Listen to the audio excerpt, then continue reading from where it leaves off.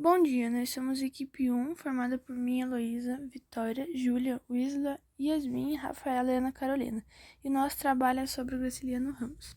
Vou falar um pouco sobre a segunda fase do modernismo, e ele representa o segundo momento do movimento modernista no Brasil, que se estende de 1930 a 1945.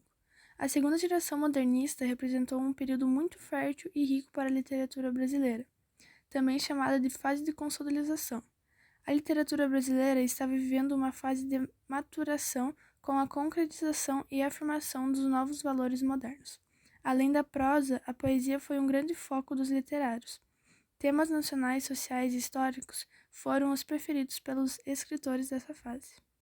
Biografia: filho de Sebastião Ramos de Oliveira e Maria Amélia Ferro Ramos, Graciliano Ramos de Oliveira nasceu no município alagoano de Quebrangulo, dia 27 de outubro de 1892. Família de classe média, Graciliano era o primogênito de 16 filhos.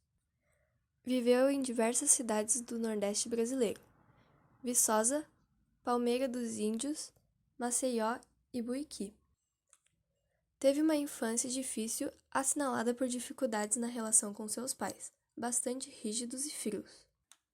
Estudou no internato em Viçosa e, em 1904, publicou no jornal da escola O Dilúculo, sua primeira obra, o conto O Pequeno Pedinte. No ano seguinte, passou a viver em Maceió, onde se matricula no Colégio Interno 15 de Março. Ali, ele estabelece uma relação de identificação com a língua e a literatura.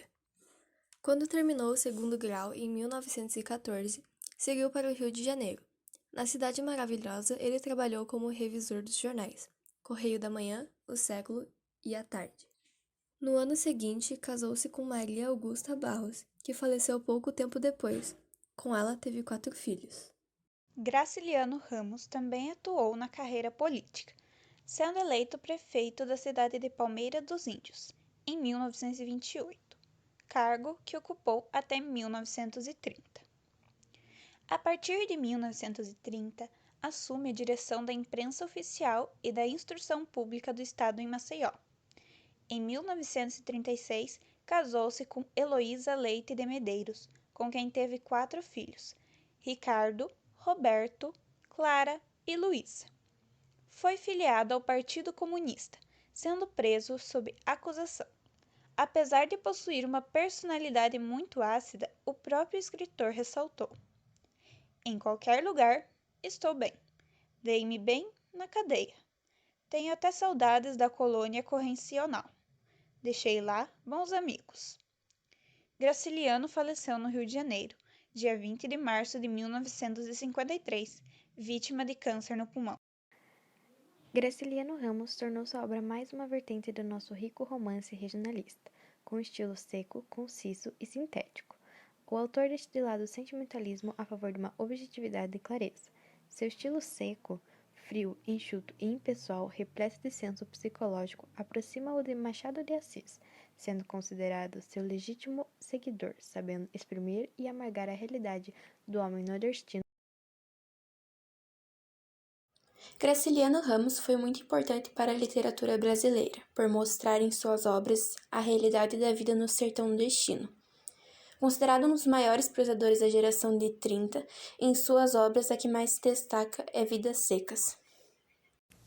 Algumas obras que se destacaram foram Caetés, 1933, Vidas Secas, 1938, São Bernardo, 1934, Angústia, 1936, A Terra dos Meninos Pelados, 1939, Brandão entre o Mar e o Amor, 1942, Histórias de Alexandre, 1944, Infância, 1945, Histórias Incompletas, 1946 e Insônia, de 1940.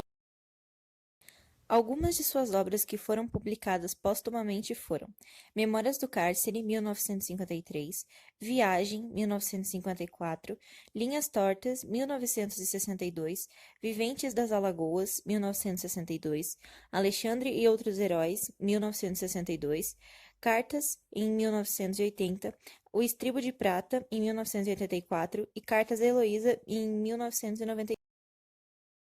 Um pequeno trecho de Vidas Secas.